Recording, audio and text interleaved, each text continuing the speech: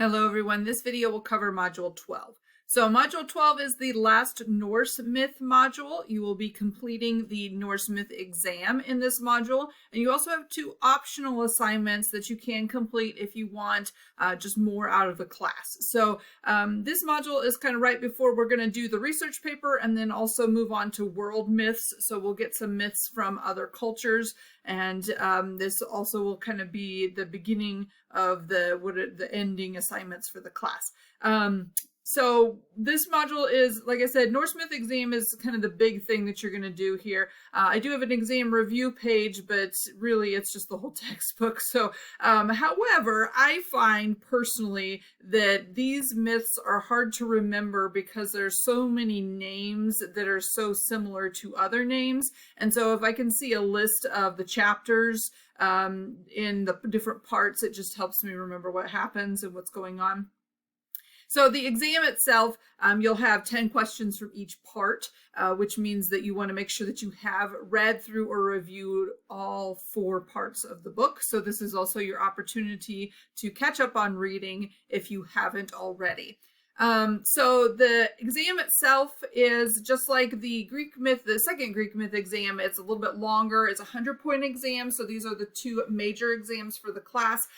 This is again one that you can only take one time. There isn't a time limit on it, but once you start it, you have to be able to finish it. So you can't save it and come back to it. Make sure that you are ready to submit then when you start it. So don't get it, don't hop in to see what it looks like and then hop out, because then it'll record a 0 for you. Make sure that if you have technical difficulties, you email me. Obviously it pulls from a pool, so if you need it reset, you will get different questions. There are 4 short answer questions. Since you're watching the video, I'll give you a little heads up as to what those questions will be. The first question will be about the Valkyrie and which Valkyrie is the kind of prominent one in the story, and why she has a problem with what Odin is doing, because she is not happy with Odin taking the heroes, basically killing the heroes, the strongest men in battle, just so he can have them in Valhalla. It's weakening the humans as a result. So she's not happy with that. And so that's the kind of answer that I'm looking for in that question. And then you're also going to have a question about a divine myth versus legend. So you're going to have to identify one of the stories that is a divine myth and one that is a legend. This is stuff we talked about at the beginning of the semester. So the categories of myth: divine myth is a myth that is associated with the gods. So the primary characters are the gods. Legends are myths that where the primary characters are humans. So there's plenty of examples in the stories for both of those. But that 4th chapter is the one that focuses a lot more on humans as the main characters. The 3rd question is about Ragnarok. Ragnarok in our textbook comes at the beginning and at the end. And so the question is about the cycle of Ragnarok. Do you think it's a future event or a past event, or maybe both?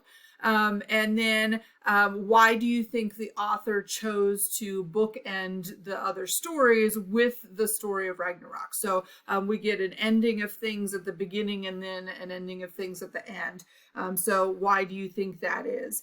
And then the last question is back to that Joseph Campbell's hero theory, that journey, that 4 steps of the journey, identifying a myth from the Norse myths that shows the hero journey, and then explaining the 3 or the 4 steps of the journey and how that associates with the myth itself. And you can use obviously we have some actual human heroes, Sigurd and Sigmund.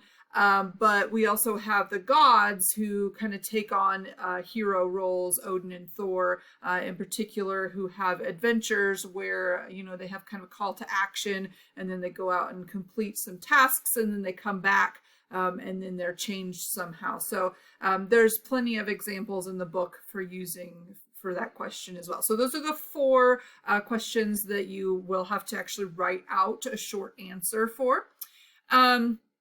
The other things in this module, so you've got 2 assignments in here that are optional. The first one is some extra credit for those of you who haven't gotten any extra credit so far. In particular, some of you have not, well, this is pointless to tell you because those of you who watched the last video will be watching this video. But this is an opportunity just for those of you who really like the Lord of the Rings. I usually get some students who see a lot of the connections here, and so this is just an opportunity for you.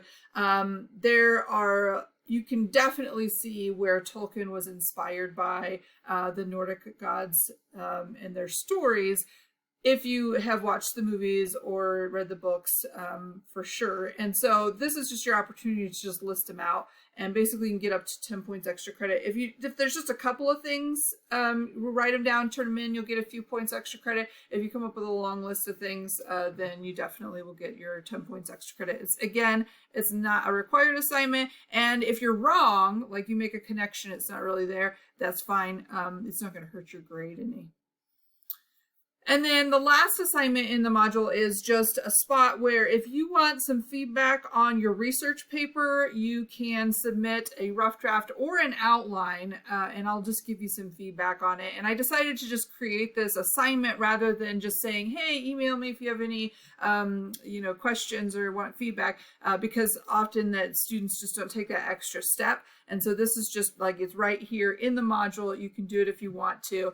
At this point, at sort of the end of module 12 is really when you should be starting to draft your research paper, because it's due in the next module. So you want to make sure that you are giving yourself plenty of time to write out a copy of your essay and then proofread it. But this is just an opportunity to submit it. If we're moved on to module 13 and you still want some feedback, you are welcome to come back and submit it. This assignment will stay open, so you can just submit it at any point during this kind of final step of writing the research paper. Then I've also got information for sending it to the online writing lab, so that you can get feedback from them as well.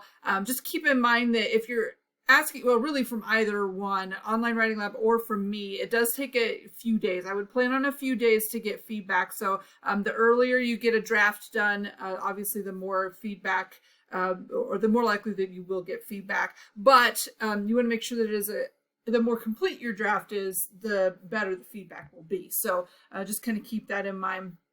But that's entirely optional. Please do not do this assignment if you don't plan on actually looking at the feedback, because I hate wasting time looking over student work if they're just not even going to bother looking at it. It's very frustrating for me, and it often colors how I feel when I'm actually grading the paper. So that is module 12. If you have any questions at this point, we are getting closer to the end of the semester. And so if you're having any issues with the class, now is the time to tell me. Don't wait a few weeks and then tell me about it. So just kind of keep that in mind. Hopefully you're doing well. Otherwise, have a great week.